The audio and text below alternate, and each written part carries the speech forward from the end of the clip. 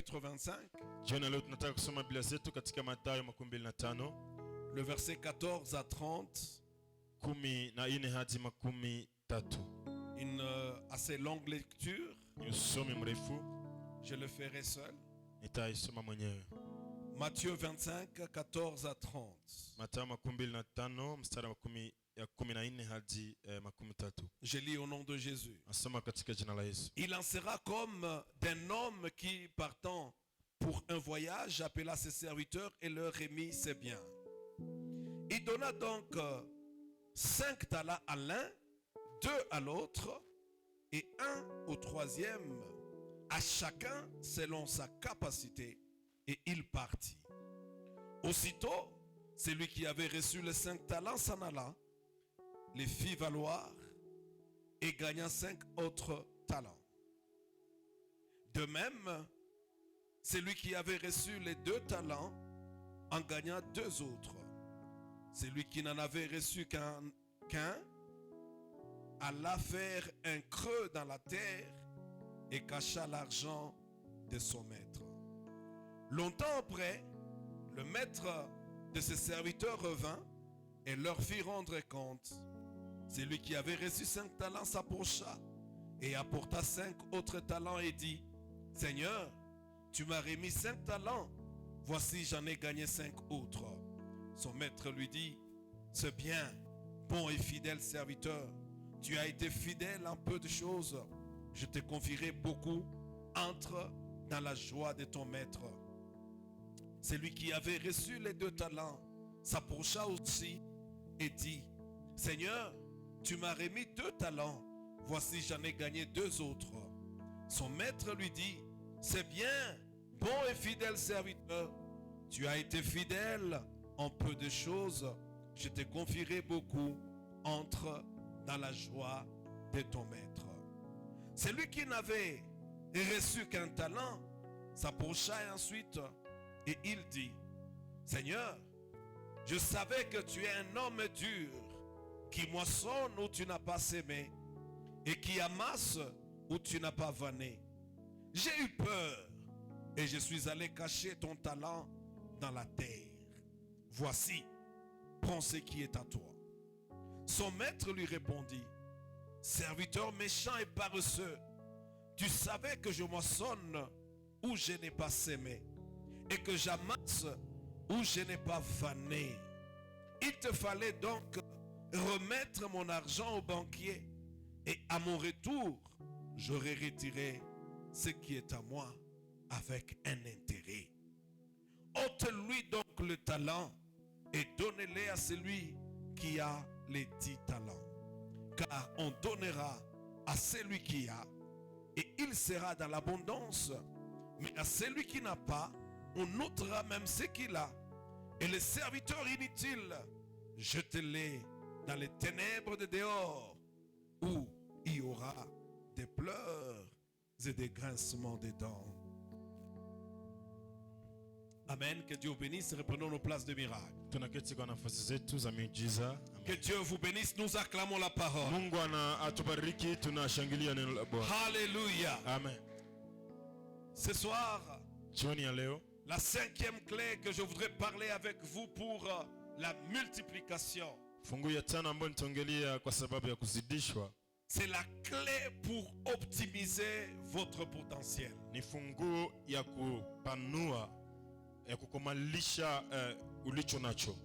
La clé pour optimiser votre potentiel. Nous avons commencé avec la clé de l'identité. Après, nous avons parlé de la clé de l'identification. Et troisièmement, nous avons parlé de la clé de la diligence ou du travail acharné. Et hier, nous étions en train de parler de la clé de la grâce. La place où Dieu se manifeste. Et quand il intervient, il change les données. anabadilisha mambo. Je prie que Dieu te fasse grâce. Naomba Mungu akupe neema. Alléluia. Amen. C'est que le monde t'a refusé, Ile ambayo dunia imekataa kwa sababu yako, que la grâce te la donne. neema ikupe nayo. Amen. Amen. Mais ce soir, nous continuons avec une 5e clé Na jioni ya leo tuendelee na funguo ya 5 que j'appelle la clé pour optimiser ton potentiel. ambayo inaita funguo ili kukuza ulicho nacho. Qu'est-ce que le potentiel? Ulicho nacho ni nini? En lisant les dictionnaires, Naposoma kamusi vous allez trouver plusieurs définitions utakutana maana nyingi. et je voudrais vous en proposer 4 ou 5 ce soir. Na nitaka kuwaletea 4 au 5 jioni ya leo. Le potentiel Talanta vient du terme potens en latin inatokana na neno potence katika Latin qui veut dire puissance. ambayo inasema uwezo. Alléluia. Amen. Le potentiel qui est en vous, Talanta iliyo ndani yako c'est la puissance que Dieu a mise en vous. ni uwezo ambao Mungu ametia ndani yako. Deuxièmement, c'est la possibilité. Pili ni njia fulani. Les possibilités que Dieu vous donne. Ni njia ambazo Mungu anakupatia. Le potentiel, c'est aussi des possibilités Talanta pia ni njia ambazo Mungu anakupatia, que vous pouvez avoir ou que vous pouvez faire. ambazo unaweza kuwa nazo au ambazo unaweza Le kuzitumia. potentiel est aussi la capacité d'action ou de production. Pia ni uwezo ya kufanya kitu au ya kuzaa kitu. La capacité d'action et de production. Uwezo ya kuzaa au ya kufanya kitu. Et j'ai aimé cette 4e définition. Na nipenda hii ya 4. C'est la capacité qui n'est pas exprimée, Ni uwezo ambao haionekani mais que l'on détient. lakini ambao unayo. La capacité qui n'est pas encore exprimée, Uwezo ambao haijaonekana bado qui n'est pas encore manifeste, lakini anayazirika, mais que l'on détient. lakini uko nayo. C'est comme un pouvoir dormant, Ni kama uwezo wa mamlaka inayosinzia. un pouvoir qu'on ne voit pas encore, Uwezo sioonekana mais qui baadaye, existe en vous lakini iko ndani yako et que vous devez actionner ou activer. na ambayo inabidi ushitue au usisimue. Le potentiel est aussi, La talanta pia c'est l'ensemble des ressources que Dieu vous donne. ni wingi, ni vyote ambavyo Mungu ametia ndani yako. Et là, nous sous-entendons les dons spirituels. Na hapo tunasikia karama za kiroho, Nous pensons au talent naturel. tunafikiria pia kwa talanta za kizalikio, Toutes les ressources comme richesse, intelligence, uwezo wote kama vile utajiri, akili, le temps, muda, les capacités, uwezo, mais aussi les occasions que vous rencontrez pia milango unayokutana nayo pour servir. ili kutumika kufanya kitu. Alléluia. Amen. Je voudrais un peu m'atteler là-dessus. Nilitaka ni ikisimamia hapo jioni ya leo. Les capacités, les occasions que Dieu vous donne Ni milango au uwezo ambao Mungu anakupatia pour servir. ili kufanya kitu Ça fulani. peut être le servir lui Inaweza kumtumikia ou yeye servir votre prochain. au kumtumikia jirani yako. Dieu vous a placé sur la terre Mungu amekuweka duniani afin que vous soyez une solution. ili uwe suluhisho. Vous êtes sur la terre Uko duniani pour être un homme solution, ili uwe mtu suluhisho, une femme solution. mtu suluhisho. Et alors le potentiel, Na uwezo hii c'est aussi pia cette occasion ni hii mlango que Dieu vous donne, ambao Mungu anakupatia, cette opportunité hii njia que Dieu vous accorde ambayo Mungu anakupatia pour répondre aux besoins des autres. ili upate kujibia kwa haja ya wengine. Dieu ne peut pas vous placer en vain. Mungu hawezi kukuweka kwa bure. Dieu ne peut pas vous demander ce que vous n'avez Mungu pas. hawezi kukuomba kile ambacho hauna. Chaque fois que vous voyez un besoin, Kila unapoona haja fulani, c'est que Dieu demande à ce que vous puissiez apporter une solution.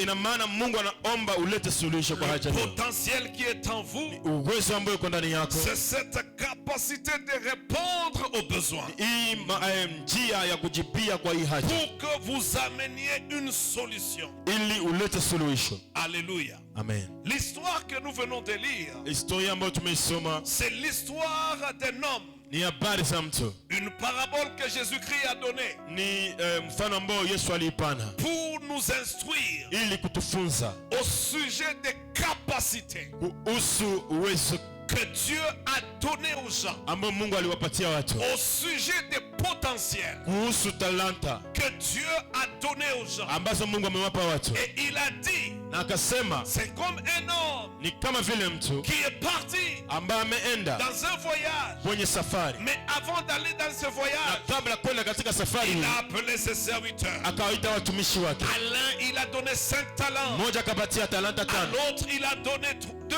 mwingine akampatia 2, Mais au troisième, il en a donné 1. mwisho akampatia 1. Et la Bible dit, Na Biblia inasema il a donné à chacun akampatia kila mmoja selon ses capacités. sawa sawa na uwezekano wake. C'est lui qui connaissait Aliyejua les capacités de chacun. uwezo ya kila mmoja, Et il a jugé na aliamua par rapport à leurs capacités. sawa sawa na uwezo yao. C'est pourquoi il a donné à l'un 5. Akapatia 1 5, À l'autre, il a donné 2. akapatia mwingine 2, Au troisième, il a donné 1. na watatu akapatia Mais 1. à tous, Na kwa wote il leur a dit de les faire valoir. akawaambia walete faida yayo. Alléluia. Amen. De les faire valoir. Akawaambia wapate kuizidisha, Qu'il les augmente. waizidishe, Qu'il les multiplie. waizidishe. Et lui ne leur a pas dit Na yeye akuambia combien de fois il devrait les faire valoir. mara ngapi ilibidi waizidishe. La multiplication Kuzidisha dépendait d'eux-mêmes. ilitegemea na wao wenyewe. Alléluia. Amen. De leurs décisions. Sawa sana na maamuzi yao Tout ce qu'il ferait. na kila Et atakachokifanya. la Bible dit quelque temps quand il est revenu, Na Biblia inasema muda fulani kisha kurudi, le premier wa kwanza qui avait eu 5 talents ambaye alipata talanta 5 avait gagné 5 autres. alifaidia talanta 5 Le zingine. second Wa pili à qui on a donné 2 talents aliyepewa 2 en avait gagné 2 autres. alifaidisha zingine 2, Mais le troisième lakini watatu à qui on avait donné un seul talent, ambaye alipewa 1, la Bible dit, Biblia inasema il était parti le cacher. alienda kuificha, Il a creusé un trou akaificha, akachimba shimo et il a mis ce talent. na akaweka italanta. Et lorsque le maître leur a demandé de faire rapport, Na Bwana alipowaomba ripoti, il est parti creuser akaenda kuchimba pour récupérer les talents ili kuleta italanta et le remettre à qui de droit. na akaipatia mwenye nayo. Et il avait des mauvaises paroles Na alikuwa na maneno mabaya. parce qu'il a dit, Sawa, akasema mon maître, Bwana, je savais nilijua que toi, ya kuwa wewe tu récoltes unavuna où tu n'as pas semé. mahali haukupanda. Tu es tellement rigoureux Uko mbaya sana que j'ai gardé ton talent kiwango ambako nilienda kuweka et je talanta l'ai yako placé dans un trou. na nikaificha ndani ya shimo. Voici ce qui te revient. Iliyo yako ndiyo hii. Alléluia. Amen. Ce maître Huyu bwana était fâché alisirika et il lui dit, na akamwambia, pourquoi est-ce que tu me remets mon talent sans profit? kwa nini unanirudishia talanta yangu bila faida? Si tu ne l'avais pas utilisé, Kama ungeitumia tu pouvais juste l'amener chez un banquier ungelibeba kwa mfanya kwa bankier, et au retour, à mon retour, na kurudi je pouvais avoir aussi de l'intérêt. ningepata pia faida. Et la Bible dit Na Biblia inasema qu'il a jugé à cause de cela. akamuhukumu kwa sababu ya hiyo. Amen. Amen. Il y a beaucoup d'enseignements, Kuna mafundisho mengi, beaucoup de leçons kuna mafundisho mengi que nous pouvons tirer de cette parabole. ambayo tunaweza kuipata kutokana na mfano hii. Mais ce soir, Lakini jioni ya leo j'aimerais que vous puissiez retenir 7 choses nataka tuweke mambo 7 à savoir sur votre potentiel. ambayo inabidi kujua kuhusu talanta au uwezekano ulio nayo. 7 choses Mambo 7 à savoir sur votre potentiel. ambayo inabidi kujua kuhusu uwezo ulio nao. La première, Jambo la kwanza, votre potentiel uwezo ulio nao est un trésor. ni hazina.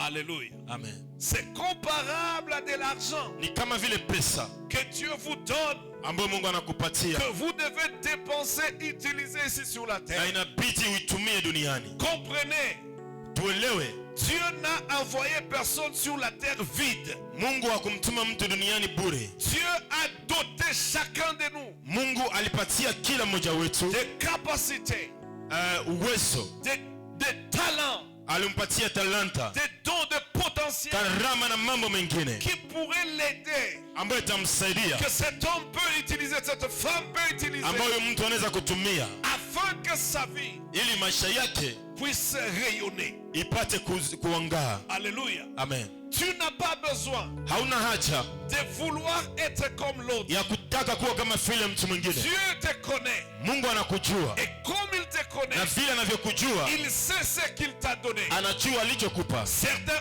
ont plus de potentiel. Wamoja wana uwezo mkuu, D'autres ont des potentiels moyens. wengine wana katikati, Et d'autres encore ont peur. na wengine wana kidogo. Mais même si tu en as peur ou tu en as plus, Lakini haijalishi una kidogo au na mingi, ce que Dieu vous a donné ule ambao Mungu amekupatia vous suffit pour mieux vivre sur la terre. ni yako, inakutoshelea ili upate kuishi duniani. Vous n'avez pas besoin de désirer la vie d'une autre. Hauna haja ya kutamani maisha ya mtu mwingine. Dieu sait qu'il a mis en vous. Mungu anajua kila alichokitia ndani yako, Suffit pour faire de vous une étoile. na kinakutoshea ili uwe nyota. Si vous utilisez bien votre potentiel, Ukitumia vizuri uwezo ulionao, vous serez célébré. utasherekewa. Est-ce qu'il y a quelqu'un qui me comprend? Je, pana mtu anaelewa? C'est la première chose, la première vérité à Dis- savoir sur votre Kweli ya kwanza potentiel. ambayo inabidi kujua kuhusu uwezo ulionao C'est un trésor. ni hazina. Amen. Amen. C'est pourquoi vous devez bien utiliser votre potentiel. Ndio maana inabidi uitumie vizuri. Deuxièmement, Jambo la pili, il y a 2 erreurs à ne pas faire avec votre potentiel. kuna makosa ambayo haipiti kuyafanya pamoja na uwezo uliopewa. 2 erreurs à ne pas faire avec votre potentiel. Makosa mbili ambayo inabidi usifanye na uwezo La uliopewa. première erreur, Kosa ya kwanza c'est chercher à amasser, ni kutafuta entasser des potentiels kuweka hazina nyingi que vous n'utilisez pas. ambao hautumii. Deuxième erreur, Kosa ya pili c'est gaspiller ce que Dieu vous a donné. ni kutumia vibaya ile ambayo Mungu amekupatia. Les 2 choses Haya mambo mawili sont des erreurs ni makosa à ne pas utiliser ambayo haipiti kuifanya lorsque vous avez un potentiel. wakati una uwezo fulani. Ne cherchez pas trop à magasiner Usitafute kuweka sana et vous n'utilisez pas ça. na hautumii. Tout ce que Dieu vous donne, Kila ambacho Mungu amekupatia, commencez à l'utiliser. anza kukitumia. Est-ce que vous me comprenez? Je, mtu anaelewa? Il y a des gens qui désirent être comme tel. Kuna watu wanatamani kuwa kama vile mtu fulani. Ah, si je pouvais être comme lui, Kama ningekuwa kama vile mtu fulani, je ferais ceci ou cela. ningefanya hivi na hivi. Mais avant d'être là-bas, Lakini kabla kuwa huko, tu es ce que tu es wewe ni uko kisi huko, et tu as ce que tu as. na uko na penye uko na Ce penye. que tu as, est-ce que tu l'utilises? Ile ambayo uko nayo, je, unaitumia? Comment est-ce que tu l'utilises? Namna gani unaitumia? Ne cherche pas à trop emmagasiner. Usitafute kuweka mambo mengi, Utilise ce que tu as. tumia ulio nayo. Et lorsque Dieu te donne quelque Na chose, Mungu anapokupatia kitu, ne le gaspille pas non plus. usitumie vibaya. Amen. Amen. Nous allons approfondir un peu après dans les leçons qui vont venir. Tutaingia ndani katika mafundisho ambayo itakuja. Troisième leçon du potentiel. Kitu cha tatu kuhusu fundisho ya tatu kuhusu hazina.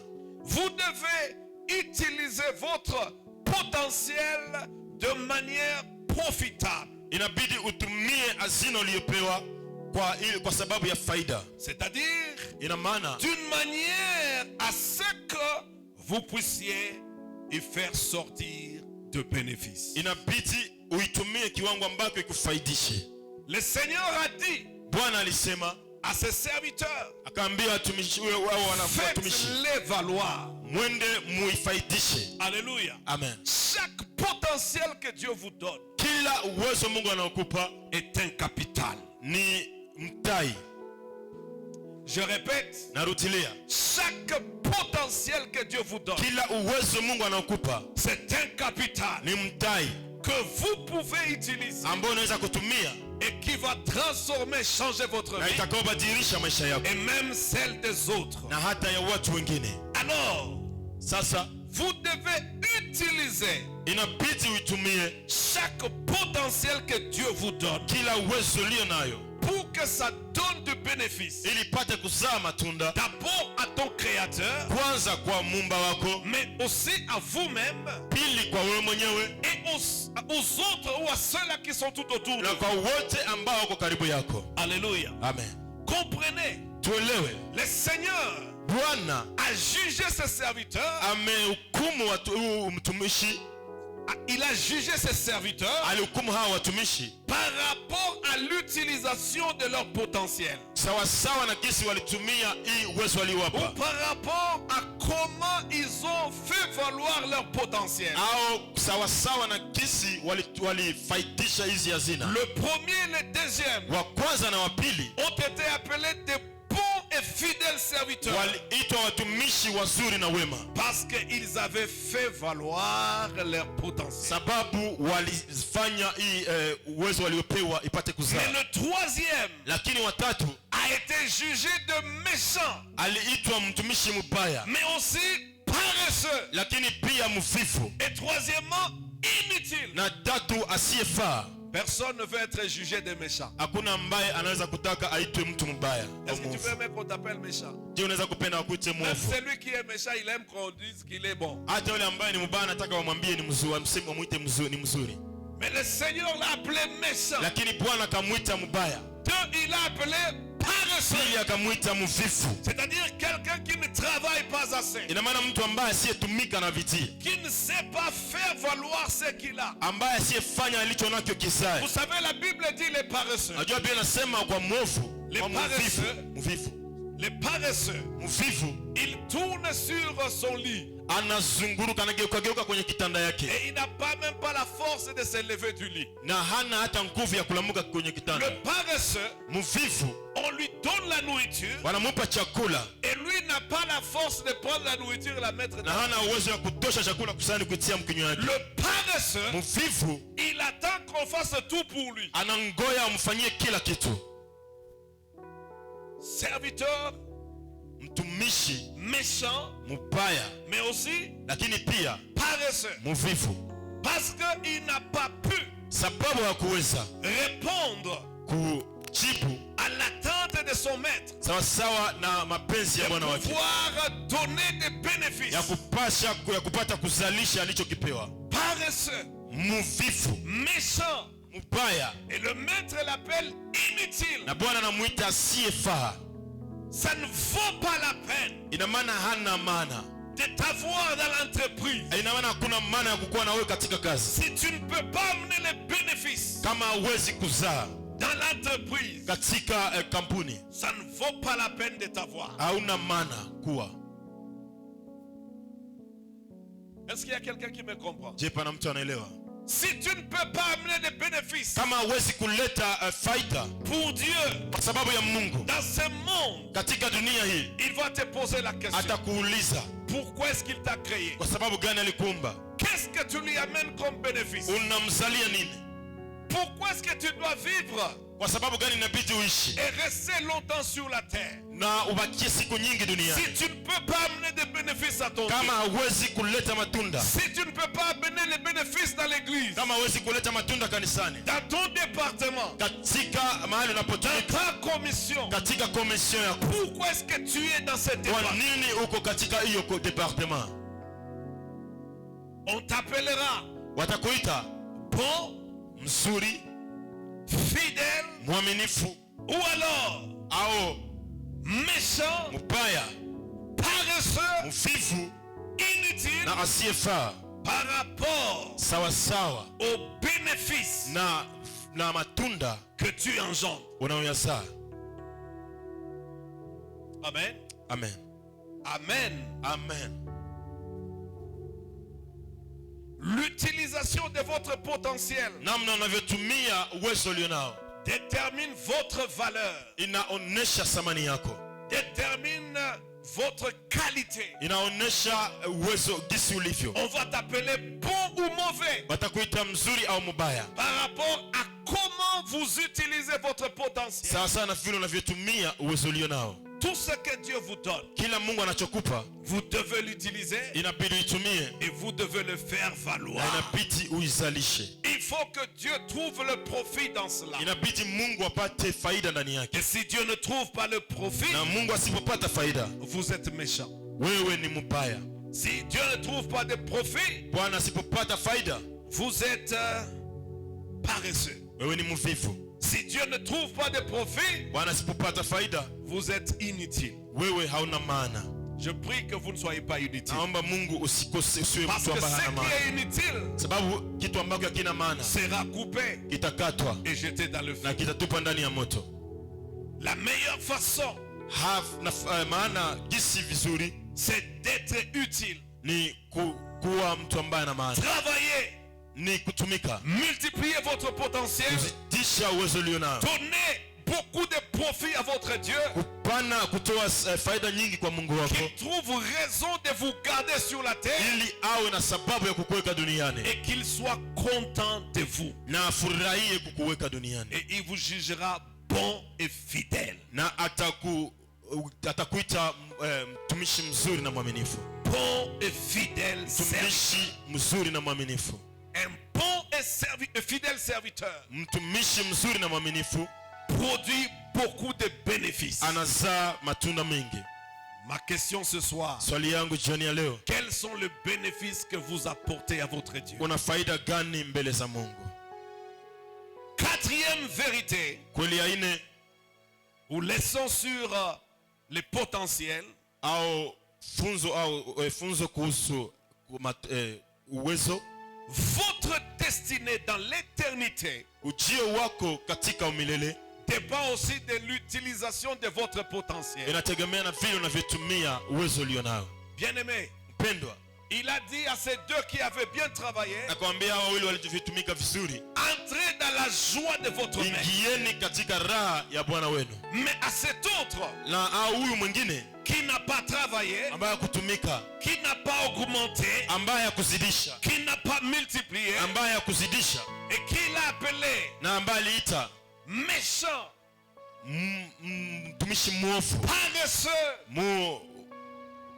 mvivu, mais aussi lakini pia inutile, asiyefaa, il lui a dit, akamwambia va dehors, uende nje dans l'obscurité, katika giza, là où il y a le grincement des dents. mahali ambapo kuna kusaga meno. Bien-aimé, Mpendwa katika Bwana, votre position nafasi yako dans l'éternité katika umilele dépend aussi inategemea pia de comment vous utilisez votre potentiel sur la terre. namna gani unatumia uwezo ulio nao duniani.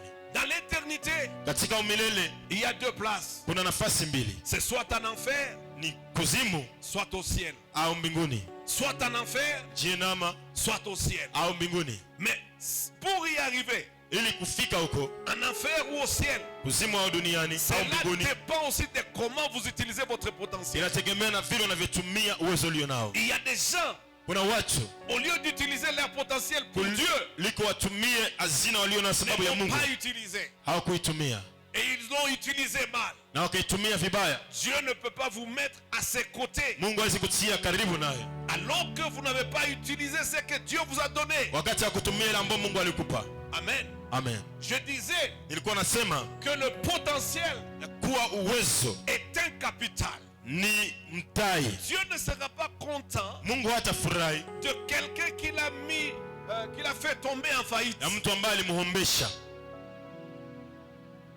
Est-ce que tu comprends? Je, unaelewa? C'est pourquoi au ciel, Ndio maana mbinguni la Bible dit, Biblia inasema certains brilleront comme le ciel, wamoja watangaa kama jua, d'autres comme la lune, wengine kama mwezi, d'autres encore comme des étoiles. wengine kama nyota. C'est par rapport au travail qu'ils auront fait. Sawa sawa na kazi walioifanya.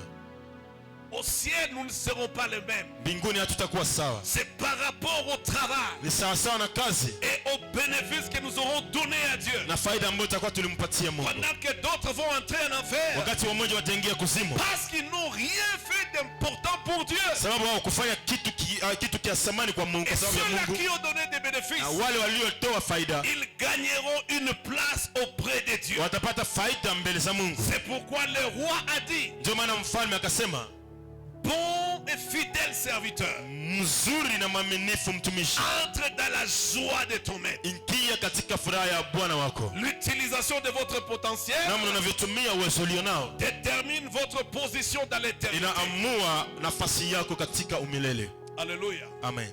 Comment est-ce que vous utilisez votre potentiel? namna gani unavyotumia uwezo ulionao C'est très important. ni ya muhimu sana. Cela détermine où vous serez Hii inaonesha utakapokuwa et comment vous serez na là-bas. namna gani utakuwa huko. Amen. Amen. Ceci devrait nous encourager à bien servir Dieu. Ili piti itutie moyo kumtumikia Mungu. Alléluia. Amen. Frère Patrice a chanté Frère Patrice alimba et dit, moi je voudrais entrer au ciel anasema nilitaka niingie mbinguni et que je sois ne fût-ce qu'un phaseur. Au ciel il n'y aura pas de nikuwe phaseur. tu fazer. Mbinguni hakutakuwa wafazer. Au ciel il y a des gens qui ont travaillé. Mbinguni kuna watu ambao wametumika. Après avoir reçu leur salut, ils ont travaillé Kisha kupata wokovu yao wametumika. et ils ont produit. Na wamezaa. Alors ils auront une place de dignité et de gloire. Hapo wanaweza kuwa na nafasi ya heshima mbele za Mungu. Celui qui ne fait rien Asiyefanya kitu ne mérite rien au ciel. hastahili kitu pia.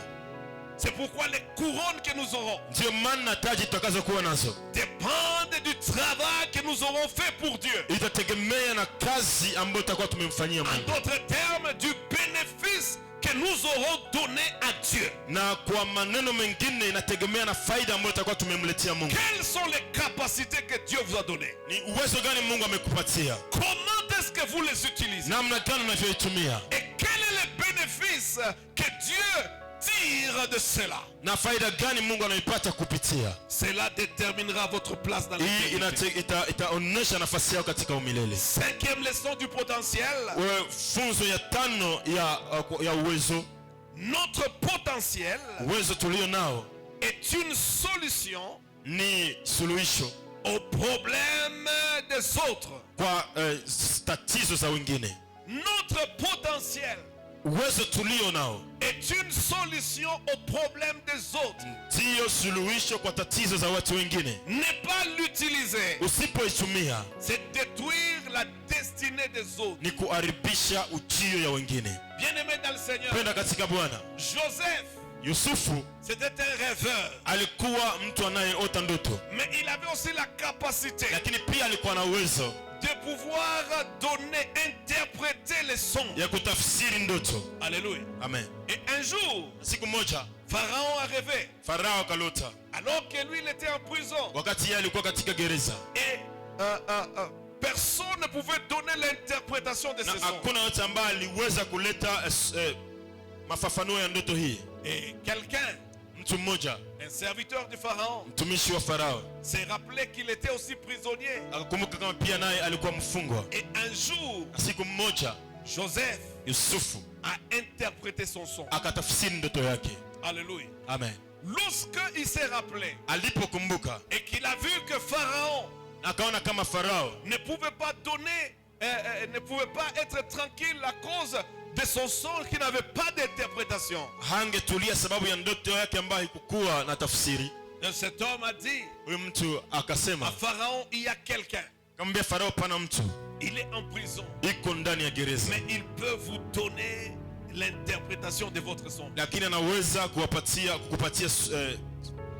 tafsiri ya ndoto yako. On a fait appel à Joseph Akamwita Yusufu et Joseph a donné l'interprétation de ses songes. na Yusufu akapana tafsiri ya ndoto hii. Vous connaissez les songes. Unajua hiyo ndoto? Alléluia. Amen. Qui était en train de prévenir Pharaon Ambayo ilikuwa namuonya Farao sur la saison qui allait venir, kuhusu majira ambayo inakuja, la saison d'abondance, majira ya utele, mais qui allait être suivie par la saison de sécheresse. lakini ambayo ingelifuata na majira ya ukavu. Il fallait Ilibidi qu'il y ait quelqu'un pawe na mtu qui allait donner l'interprétation, ambaye angeleta tafsiri ainsi donner la solution. na kuleta suluhisho. Si Joseph pouvait dire, Kama Yusufu angelisema la fois passée, muda iliyopita, cet homme, huyu mtu je lui ai donné l'interprétation, nilimpatia tafsiri, il m'a oublié, ça fait 2 ans. akanisababu ni miaka 2 sasa, Joseph Yusufu allait rester en prison, angebakia katika gereza, il allait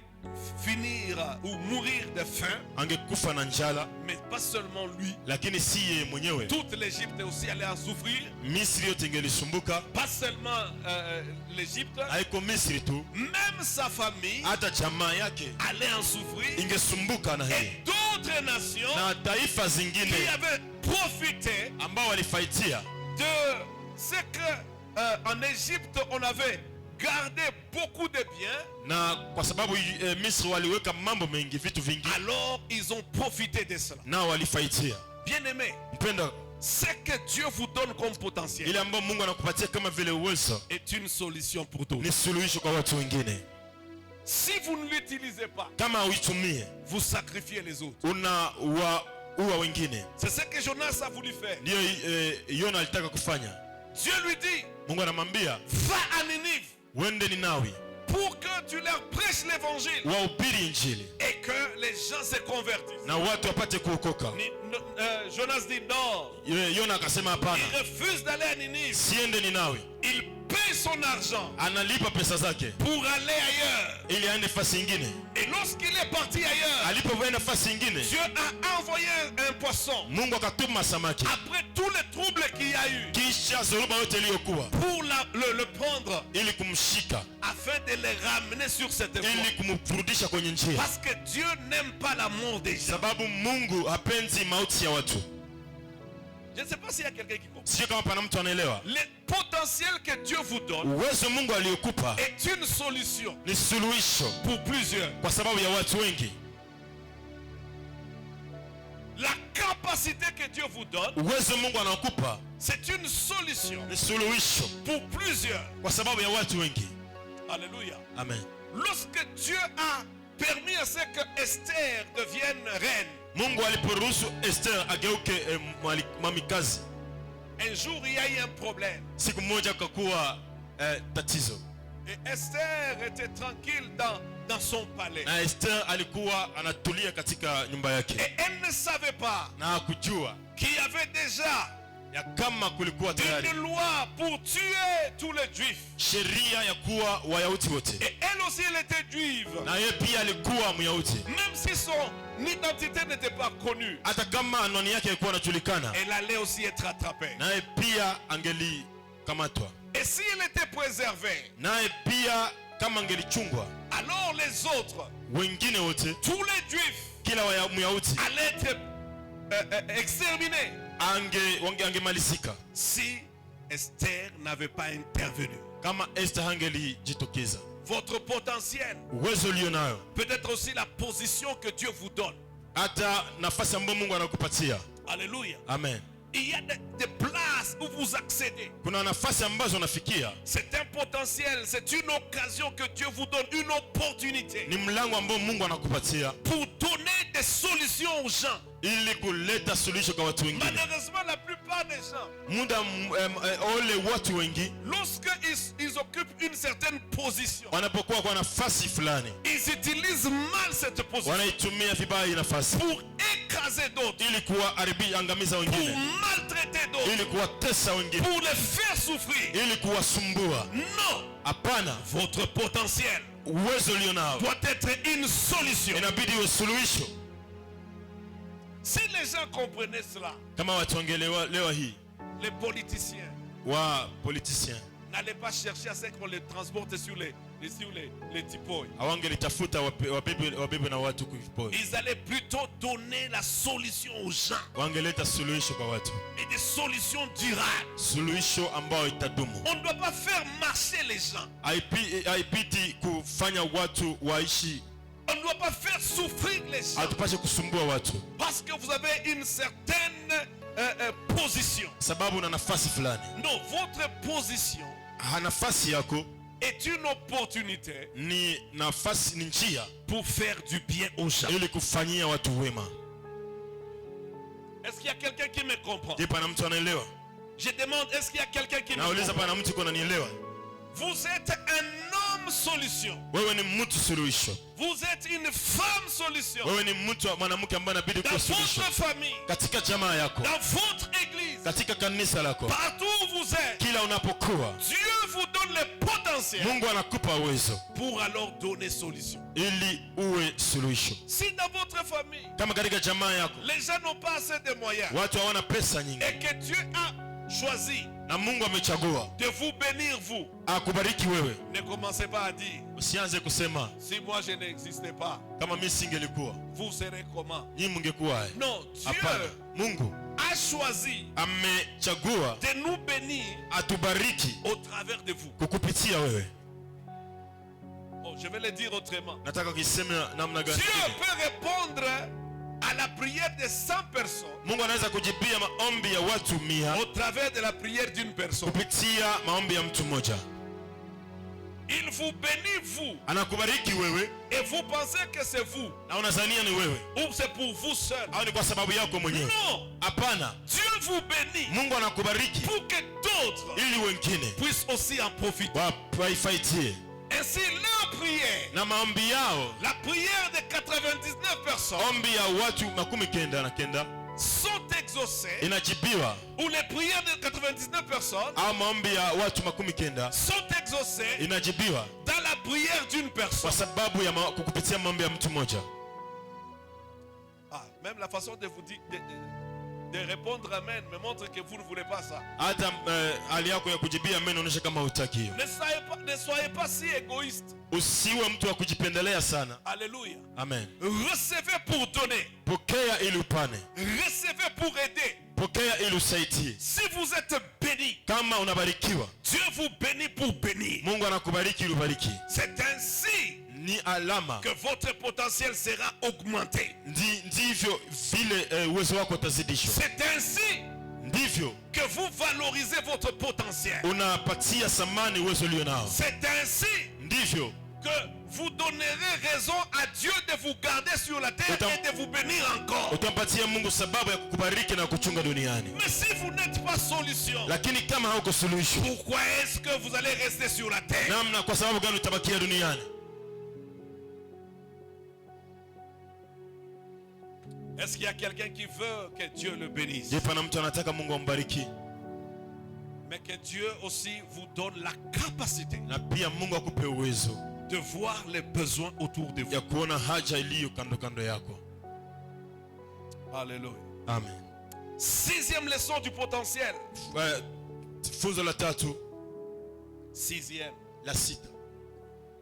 Bien utiliser votre potentiel Kutumia vizuri uwezo ulio nao va changer votre histoire et votre vie. itabadilisha historia yako na maisha yako. Je le disais, ça fera de vous une étoile. Nimesema itakufanya uwe nyota, Ça va vous faire oublier toute votre souffrance du passé. itakufanya usahabu mateso yako yote. Joseph a quitté la prison Yusufu alitoka katika gereza et il est devenu premier ministre na akakuwa waziri mkuu dans un pays étranger katika nchi ya kigeni, parce qu'il a bien utilisé son potentiel. sababu alitumia vizuri uwezo alio nao.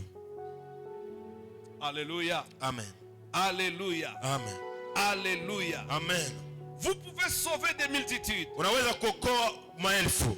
Votre histoire peut changer. Historia yako inaweza kubadilika. Bien-aimé, en un instant, Mpendwa, dakika moja Joseph s'est retrouvé changé de tenue. Yusufu alikutana vazi zake zimebadilika. En un instant, Kwa muda moja son attitude, son état a changé. hali yake ikabadilika. Parce qu'on a dit, Sawa, wakasema il est capable de donner seulement, d'interpréter les sons. anaweza tu kuleta tafsiri kwa ndoto. Il est parti voir le coiffeur Akaenda kumwona kinyozi alors qu'il n'avait pas l'argent pour payer. wakati hakuwa na pesa za kulipa. On lui a donné des habits Akampatia manguo qu'il ne portait pas. ambazo alikuwa anazivaa. Il est arrivé à un endroit, Alifika nafasi devant le roi Pharaon, mbele ya mfalme Farao, là où il ne pouvait pas arriver. mahali ambapo angelifika. La Bible dit, Biblia inasema le présent d'un homme, karama ya mtu, karama ya mtu partout où il tourne, mahali pote anapoingia réussira. itafanyikiwa. Mais ce que j'aime encore un autre passage dit, Naipenda tena, inasema le don d'un homme karama ya mtu lui construit une chambre. inamjengea chumba. La capacité, les talents, le potentiel que tu as Uwezo ulio nao peut te donner une chambre quelque part. naweza kupa chumba mahali fulani, Peut t'amener dans le palais royal. naweza kupeleka katika nyumba ya Peut kifalme, t'amener auprès des grands. naweza kupeleka mbele ya wakubwa. Tout ce que vous faites, Kila unachokifanya si vous le faites bien, kama unakifanya vizuri, ça peut vous amener plus loin. inaweza kupeleka mbali zaidi. Alléluia. Amen. Alléluia. Amen. Regardez l'histoire de notre équipe nationale, Tuangalie historia ya equipe nationale. les léopards. Léopard. Tous les temps qu'ils échouent, Kila wakati wanaposhindwa ils ne voient rien. hawaoni kitu, Mais hapati quand kitu. ils réussissent, Lakini wanapofanikiwa ils vont voir le président. wataenda kumwona president. Tu joues seulement au football. Unacheza tu kabumbu, Ça te fraye un chemin. inakupatia njia, Ça peut te donner une chambre. inaweza kupatia chumba. Alléluia. Amen. Et une fois, on les a aussi déclarés que ce sont des héros. Muda mwingine waliwaita hata wahero Juste parce qu'ils ont gagné. sababu tu walishinda. Bien aimé, Mpendwa, ne néglige pas ce que tu as. usisahau uliyo nayo, Ça peut te frayer un chemin. inaweza kufungulia njia, Ça peut te donner de l'espace. inaweza kupatia nafasi. Je ne sais pas moi où, Sijue wapi, mais utilise ce que Dieu t'a donné. lakini tumia ile ambayo Mungu amekupatia Et utilise-les bien. na itumie vizuri. Et je voudrais t'encourager. Nalitaka kukutia moyo, Tout ce que tu fais, kila unachokifanya fais-le proprement. kifanye vizuri, Fais-le avec excellence. kifanye vizuri zaidi. Comme si tu ne le feras plus jamais. Kama hautakifanya tena hata siku moja, Tu ne sais pas haujue ce que ça peut te produire. ile ambayo inaweza kukuzalia. Est-ce qu'il y a quelqu'un qui me comprend? Pana mtu ananielewa? 7e leçon Ya 7 du potentiel. kuhusu uwezo. Un potentiel non utilisé. Uwezo usiotumiwa, C'est-à-dire ina maana un potentiel que vous gardez en veille ou en attente uwezo ambao unachungisha est un capital perdu pour l'humanité. ni Kihombo. kihombo kwa sababu ya taifa. C'est une perte. Ni kihombo. Si Dieu te donne un potentiel Kama Mungu anakupa uwezo et vous ne l'utilisez pas, na uitumie, Dieu Mungu a fait faillite. amehomba. Le monde Dunia a fait faillite inahomba de t'avoir, ya kukua na wewe, de t'avoir toi, na kukua na wewe et que tu ne fasses rien pour na ufanyi kitu. Je ne sais pas comment je vais le dire. Sijui namna gani nitaisema. Un potentiel Uwezo non utilisé ambao haitumiwi est une perte. ni kihombo, Et on doit regretter. na inabidi kujuta. Pourquoi est-ce que tu es né Kwa sababu gani ulizaliwa? si tu n'accomplis pas Kama hautimize ce pourquoi Dieu t'a mis sur la terre? hiyo ambao Mungu amekutilia duniani, C'est une perte. ni kihombo. Pourquoi tu dois exister Namna kwa sababu gani unaishi si tu ne donnes pas de bénéfices? kama haulete faida? C'est une perte. Ni kihombo, C'est une perte. ni kihombo. Et il y a un homme Na kuna mtu qui avait de l'onction alikuwa na upako et qui est mort na alikufa avec son onction. na akakufa na upako Et yake il n'a pas utilisé na kuitumia comme il fallait. kama ilibidi aitumie. Il s'appelle Élisée. Anaitwa Elisha. Il a eu la double portion Alikuwa na upako maradufu d'Élie. ya Elia. Il a fait des miracles. Alifanya miujiza. Si vous lisez la Bible, Ukisoma Biblia, Élie a fait 7 miracles. Elia amefanya miujiza 7 Et lui na yeye en a fait 14. akaifanya 14, Et le 14e miracle na ya 14 a été fait ilifanyika alors qu'il était déjà mort. wakati alikuwa amekufa tayari. La Bible dit Biblia inasema il était alikuwa déjà enterré amezikwa avec l'onction na upako qu'il n'a pas utilisé. ambao hakutumia, Et un jour, na siku moja on va enterrer quelqu'un. wanaenda kumzika mtu, Mais il y a la guerre qui arrive. lakini kuna vita ambayo Les inafika. gens n'ont pas le temps Watu hawana wakati de faire toutes les cérémonies ya funèbres. kufanya seremoni zote. On prend seulement les cadavres, Wanamkamata maiti, on les jette dans la tombe. wanaitupa katika Et kaburi, ce cadavre na hii maiti va inaenda par hasard kuwa bahati toucher les os kugusa mifupa d'Élisée. ya Elisha. Oh Élisée, Elisha, comment tu es mort avec l'onction? namna gani umekufa na upako? Tu devrais faire quelque chose. Ilibidi ufanye jambo, Et comme Élisée est mort na sababu Elisha amekufa et qu'il a gardé l'onction, na aliweka upako, il fallait pas haikubidi que cette onction hii upako reste dans les cimetières. ibakie katika makaburi. C'est ainsi Hivyo que cet homme, hao watu, huyu mtu, ce cadavre, huyu maiti va seulement toucher ses os. alipogusa hii mifupa, Et le cadavre a reçu la vie. Maiti yakafufuka. Pendant que les gens fouillaient, Wakati watu walikuwa wanakimbia, ils couraient les militaires. walikuwa wanakimbia Ils majeshi, couraient la guerre. wanakimbia vita. Ils ont vu le cadavre qu'ils avaient jeté. Wakaona maiti waliotupa Derrière eux, nyuma yao, en train de les suivre. iko na wafuata. Et ils ont augmenté de vitesse. Wakaongeza mbio, Non pas à cause si kwa sababu de guerre, ya vita, mais surtout lakini sana à cause sababu de celui-là, ya huyu mtu le revenant. ambaye amefufuka. Un homme a dit, Na mtu mmoja alisema, le territoire nafasi le plus riche du monde, mahali ambako kuna utajiri mwingi duniani c'est le cimetière. ni makaburi. Parce qu'au cimetière, Sababu kwenye makaburi beaucoup de gens kuna watu wengi meurent avec des projets. wanakufa na miradi. Dans le cimetière, Katika makaburi gisent beaucoup de richesses, kuna lala utajiri mwingi, des capacités qu'on pouvait utiliser, uwezo ambao ilibidi tumiwe, mais qui sont tombés en faillite, lakini ambao umehomba qui n'ont pas été utilisés. au kutumiwa. Il y a des gens qui sont morts, Kuna watu waliokufa et s'ils se réveillaient, wakifulamuka sai, ils pouvaient demander une seconde chance angeomba nafasi ya pili pour mieux faire. ili kufanya vizuri zaidi. Si toi tu es en vie, Wewe kama uko mzima, n'attends pas de mourir usichunge ukufe pour demander une seconde chance. ili uombe nafasi ya pili. Pendant que tu es en vie, Wakati ukingali mzima, je te conseille, na kushauri produis. saa.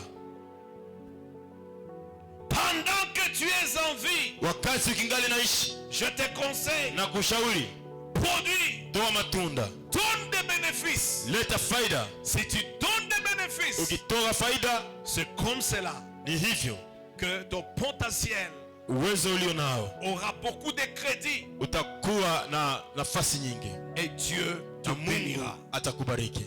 Alléluia. Amen, Alléluia. amen. Alors, que faire Nini kufanya pour optimiser votre potentiel? ili kuzidisha uwezo ulio nao? Comment Namna gani on peut optimiser le tunaweza potentiel? kuzidisha uwezo tulio nao? Nous remarquons Tunaona qu'il y a des gens qui ne font rien, ya kama kuna watu wasiofanya kitu, qui attendent que tout arrive. wanangoya mambo yote yatokee. Oh, je disais pendant la semaine, Nilikuwa nasema katika juma, il y a des fois qu'on attend Dieu kuna muda tunamngoja Mungu et pourtant Dieu aussi nous attend. wakati Mungu anatungoja. Alors il faut plus attendre. Sasa usingoje tena, Comme tu as un potentiel, vile una uwezo utilise-le. tumia uwezo ulio nao. Comment faire Namna gani kufanya pour optimiser votre potentiel? ili kutumia uwezo ulio nao? Si vous faites ça, Kama unaifanya, vous allez quitter l'anonymat. utatoka katika kusipojulikana. Si vous faites ça, Ukifanya hivi, vous allez quitter votre niveau de minimum utatoka kiwango yako ya madogo et vous entrerez dans un niveau de na maximum. utaingia katika wingi. Si vous faites ces 10 choses Ukifanya haya mambo que je vais juste énumérer, ambayo nitayasema tu, vous allez devenir une célébrité. utakuwa mtu ambaye atajulikana, Et Dieu na Mungu se tapera la poitrine. atajipiga kifua, Il sera fier de vous, atakusikilia, atajisikia fier kwa sababu yako, de vous avoir mis sur la terre. atajisikia fier kukutia duniani. 1. Kwanza, Soyez positif. uwe mtu ambaye anakubali mambo. Soyez positif Ukubali dans kama votre esprit katika kichwa chako, et dans votre langage. katika maneno yako. Premièrement, Jambo la kwanza, soyez positif uwe positif dans votre esprit katika akili zako et dans votre na langage. katika maneno yako. Le serviteur méchant, Mtumishi mwovu dans ses pensées, katika mawazo yake il était mauvais. alikuwa mbaya, Il avait mal pensé à son maître aliwazia bwana wake mbaya et il a mal parlé. na akasema vibaya. Vous voulez avancer dans la vie? Unataka kuendelea katika maisha? Premièrement, Jambo la kwanza, soyez positif dans votre pensée. uwe na mawazo mazuri, uwe positif katika mawazo yako. Soyez positif dans votre pensée. Uwe positif katika mawazo yako. Dans votre esprit, soyez positif. Katika roho yako uwe positif. Et tout ce que vous dites, na kile unachokisema dites-les bien, kiseme vizuri, d'une façon positive. katika hali nzuri. Alléluia. Amen. Philippiens 4:8. Wa Filipi sura 4 mstari wa 8. La Bible dit Inasema que tout ce qui est honorable, kila kilicho kia tout ce kuheshimika, qui est bon, kilicho kizuri, tout ce qui est juste, kilicho kema, tout ce qui est digne. kila kinachostahili, Et ils disent encore d'autres caractères là-bas. na mambo mengine yanayosema Soit l'objet de votre pensée. isiwe kitu ambacho inastahili kukifikiria, Car l'homme, sababu mtu et telles sont ses pensées. vile mtu alivyo vile mawazo yake, vile mawazo ya mtu ilivyo vile mtu alivyo. L'homme, et telles sont ses pensées. Mtu vile mawazo yake ilivyo vile ndivyo alivyo. Proverbe 10:20-21. Methali 10:21. La Bible dit, Linasema c'est du fruit de la bouche ni kwa kinywa cha mtu que l'homme se rassasie son corps. tumbo ya mtu shiba maneno ya kinywa chake. C'est du produit de ses lèvres Ni kwa maneno ya kinywa cha mtu qu'il se rassasie. ndivyo anavyoshiba. La mort et la vie Uzima na mauti sont au pouvoir de la langue. imefichwa kwenye ulimi. Quiconque l'aime Kila anaipenda en mangera le fruit. atakula matunda yake. Le premier secret Siri ya kwanza pour optimiser votre potentiel, ili kuzidisha uwezo ulio nao, soyez positif uwe na mawazo mazuri dans votre esprit katika mawazo et yako dans votre langage. na katika ulimi wako. 2. Pili, Ayez une mentalité d'homme d'affaires. uwe na mawazo ya mtu anayefanya biashara. Agissez comme un homme d'affaires. Tumika kama mfanyabiashara. Un homme d'affaires Mfanyabiashara cherche toujours l'intérêt. anatafuta faida yake, Il investit anatumika pour que ça puisse produire. ili apate kuzaa. Alléluia. Amen. Travaillez Tumika de sorte que vous ayez des bénéfices. ili upate kufaidia. Amen. Amen. Amen. Amen. 3. Tatu, Vous devez découvrir votre potentiel. inabidi ugundue uwezo ulio nao. Vous devez connaître votre potentiel. Inabidi ujue uwezo ulio nao, Car ce que vous ne connaissez pas, sababu usichokichua vous ne pouvez pas l'utiliser. hawezi kuitumia.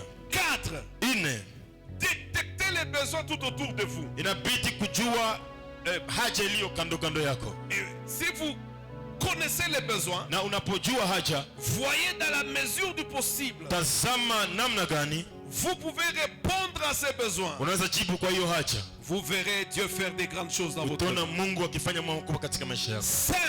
5, Suivez la direction du Saint-Esprit. fata uongozi wa Roho Le Mtakatifu. Saint-Esprit vous conduira dans le succès. Roho Mtakatifu atakuongoza katika Vous avez mafanikio. besoin de sa direction. Una haja ya uongozi wake. 6. 6, Priez. omba. Priez Omba pour que Dieu vous connecte ili Mungu akuambatanishe, avec des hommes, akutanishe na watu de votre destinée. watu wa ujio wako. Priez Omba pour que les choses n'arrivent pas par accident. ili vitu visifikie kwa bahati mbaya, Parce que Dieu sababu Mungu dépose des biens et des bénéfices anaweka mambo na faida yake ou de bénédictions na baraka zake dans beaucoup de gens. katika watu wengi. Que Dieu vous fasse atteindre ou vous fasse rencontrer Mungu akukutanishe ces gens na hao watu qui ont vos bénédictions, ambao wana baraka zako, qui peuvent vous aider à avancer. ambao wanaweza kukusaidia kuendelea. Alléluia. Amen. Vous pouvez rencontrer quelqu'un Unaweza kutana na mtu et vous ne savez pas na ujue qu'après, kisha cet homme huyu mtu vous sera très profitable. atakuwa wa maana sana kwako. Joseph a été oublié, Yusufu alisahaulika, mais au temps convenable, lakini kwa muda uliofaa c'est même homme qui l'a oublié, huyu mtu aliyemsahabu qui l'a amené auprès de Pharaon. ndiye alimleta kwa Farao, kando ya Je Farao. prie que Dieu vous connecte. Naomba Mungu akuambatanishe En cette année, kwa mwaka huu, en cette saison kwa majira haya de moissons abondants ya mazao et de mengi faveurs extrêmes, na vibali visiokuwa na que mipaka. Dieu vous donne des connexions Mungu supérieures. akukutanishe na watu wakubwa. 7. 7, Suivez un bon mentor. fuata mwalimu mzuri C'est lui qui va vous motiver, ambaye atakutia moyo, qui va vous encourager, ambaye atakutia moyo, qui va vous montrer la voie, ambaye atakuonesha njia, qui va encourager vos pas. ambaye atasaidia atakutia et vous aider à vous écarter des erreurs. na kusaidia kutoka katika makosa. Suivez un bon mentor. Fuatana na mwalimu mzuri. 8. 8. Obéissez aux instructions de Dieu. Tutii maongozi ya Mungu. Et à celle de vos dirigeants. Na hii ya viongozi wako. Obéissez à Dieu kumtii Mungu et obéissez à vos dirigeants. Na kutii viongozi. 9. Kenda. Appréciez les petits ou les faibles commencements. Kutosheka na mwanzo, kufurahia mwanzo mzaifu. Lorsque tu as commencé quelque chose, unapoanza kitu kidogo, apprécie d'abord ça. Furahia hakyo. Et tu verras les résultats, Dieu va te faire monter. Na utaona Mungu akikupandisha. Avant d'atteindre les grandes choses, kabla kufikia mambo makubwa, tu dois commencer par des petites. Inabidi kuanzia mambo madogo. Et celui qui est fidèle dans les petites, aliye mwaminifu katika madogo, sera aussi fidèle dans des grands. Atakuwa mwaminifu katika makubwa. Alléluia. Amen. 10 pour terminer. 10 ili kumaliza. Préparez-vous. Jiandae. À faire face. Jiandae. À faire face aux attaques sataniques et de méchants. Kukutanana na vita na kupiganishwa na shetani na watu wabaya. Préparez-vous. Jiandae. À faire face. Kupigana. Aux attaques sataniques. Na vita ya shetani. Et de méchants. Na watu wabaya. Lorsqu'on fait quelque chose de bien, unapofanya kitu kizuri, le diable n'aime pas ça. Shetani hakipendi. Lorsque vous faites un succès, unapofanikiwa, sachez qu'il y a aussi des méchants. Inabidi ujue kama kuna pia watu wabaya qui vont chercher à vous détruire. Ambao watataka kuharibisha. Alors avant que le combat n'arrive, sasa kabla vita itokee, soyez prêts. Uwe tayari. Les Français disent, Wafaransa wanasema, qui veut la paix, anataka amani, prépare la guerre. Anaandaa kwanza vita. Préparez-vous dans votre mentalité. Jiandae katika akili zako. Priez. Omba. Soyez prêts. Uwe tayari. Dans votre sagesse. Katika hekima yako. Préparez-vous dans la prière. Jiandae katika maombi. Préparez-vous dans la sagesse. Jiandae katika hekima. Pour que lorsqu'il y aura des combats, ili vita inavyotokea, que vous soyez prêts. Ili uwe tayari. La Bible dit, binasema, toute arme forgée contre nous, kila silaha itakayoinuka juu yako, sera sans effet. Haitafanikiwa. Toute langue s'élèvera juste contre nous, kila ulimi itakayoinuka kukulaani, nous la condamnerons. Utaulaani. Ce soir, jioni ya leo, je déclare sur ta vie, natangaza juu ya maisha yako, à cause du potentiel que Dieu a mis en toi, sababu ya uwezo Mungu aliotia ndani yako, ce potentiel ne restera pas dormant. Uwezo haitabaki na sinzia. Ce potentiel doit produire. Inabidi izae. Ce potentiel doit se multiplier. Inabidi ishimame. Quel que soit les combats, haijalishi vita, tu auras la victoire. Utapata ushindi. Parce que le combat, sababu vita, est aussi la prophétie ni unabii de ta victoire. ya ushindi wako. Je viens déclarer sur ta vie ce soir. Juu ya maisha yako jioni ya leo. Tu es invité. Wewe unaalikwa. Tu es destiné. Wewe unaitwa à te multiplier. Kuzidishwa. Tu es destiné. Unaitwa à faire plus. Kufanya jabu. Tu es destiné. Unaitwa que tout ce qui est entre tes mains, kila kilicho kwako, tout ce qui passera dans tes mains, au kila kitakachopita katika mikono yako, puisse se multiplier. Inabidi kizidike. Je déclare natangaza que chez toi, ya kama kwako il n'y aura que le profit. utakuwa tu kufanyikiwa. Dieu te donnera du bénéfice. Mungu atakupatia faida. Il n'y aura pas de perte. Hakutakuwa kupoteza. Je viens déclarer nakuja kutangaza que les gens de ta famille kama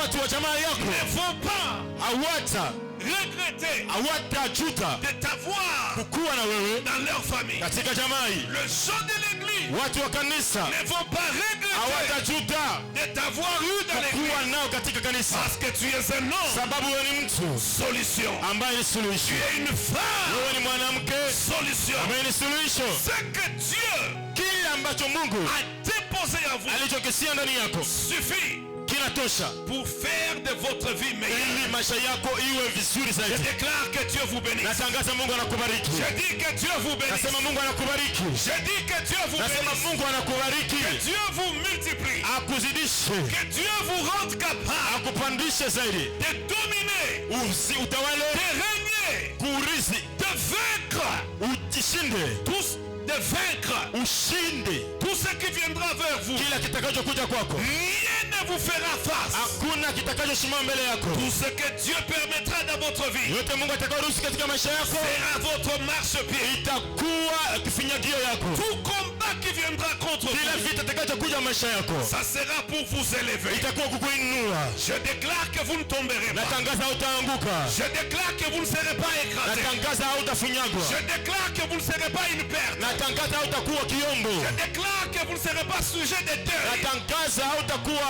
vita. Vous ne serez pas sujet de deuil. Natangaza hautakuwa mwanzo ya maya. Vous ne serez pas sujet de pleurs. Natangaza hautakuwa chanzo cha kilio. Vous ne serez pas sujet de regrets. Hautakuwa chanzo cha kujuta. Mais vous serez sujet de témoignages. Utakuwa chanzo cha ushuhuda. Vous serez sujet de réjouissance. Utakuwa chanzo cha furaha. Les gens se réjouiront Watu watafurahi de vous avoir sur la terre, kuwa na wewe duniani, de vous avoir dans l'église, kuwa na wewe kanisani, de vous avoir dans la nation, kuwa na wewe katika de vous taifa, avoir dans l'entreprise, kuwa na wewe katika de vous avoir dans la famille. kuwa na wewe katika jamaa. Partout où vous êtes, Kila utakapokuwa, multipliez-vous. zidika. Partout où vous êtes, Ila ulipo, produisez. saa Faites valoir nenepe kwa malisha ce que Dieu a mis ile en ambayo vous. Mungu ametia ndani yako. Que Dieu vous bénisse. Mungu awabariki.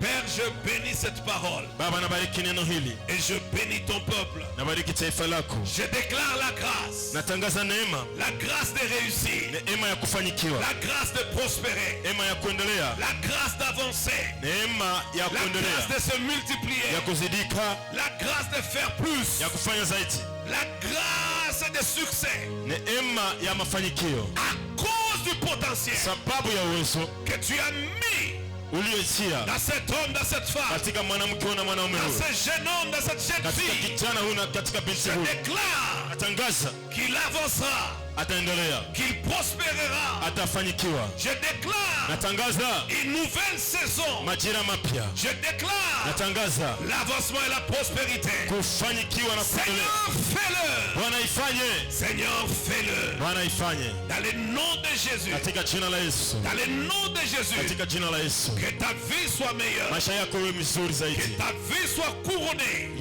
maisha yako yawe de na taji succès. na ya taji ya Que mafanikio. ta vie soit rayonnante Maisha yako ya angae et colorée na yawekwe, de l'onction de Dieu yaweke upako wa Bwana pour réussir. ili kufanikiwa. À cause de cette onction, Sababu ya upako hii tu es imposé partout où tu vas passer. unashimika kile unapoenda, Je t'impose na kushimika au travail. kwenye kazi, Je t'impose na kushimika même parmi les méchants, hata miongoni mwa wabaya, parmi ceux-là qui te résistent. miongoni wanaokupinga, Je t'impose na kushimika pour que tu passes ili upite et que tu réussisses na ufanikiwe, à cause de la grâce de Dieu, sababu ya neema ya Mungu, de ce potentiel sababu ya uwezo huu que Dieu a mis en toi. Mungu aliotia ndani yako. Je déclare Natangaza que tu passeras. utapita. Au nom de Yesu, que Dieu le fasse Mungu aifanye et que cela ne tarde pas. na isikawie. Au nom de Jésus, Amen, amen. amen. Que Dieu vous bénisse. Mungu awabariki. Alléluia. Nous passons aux offrandes pour clôturer. Tunatoa sadaka zetu ili kumaliza. Je voudrais vous demander demain de prendre le temps d'inviter d'autres pour dimanche. Nitaka kuwaambia kesho mkamate muda wa kualika wengine sababu ya siku ya Mungu. Invitez vos amis, vos frères, vos connaissances, vos, je ne sais pas moi, vos collègues, vos voisins.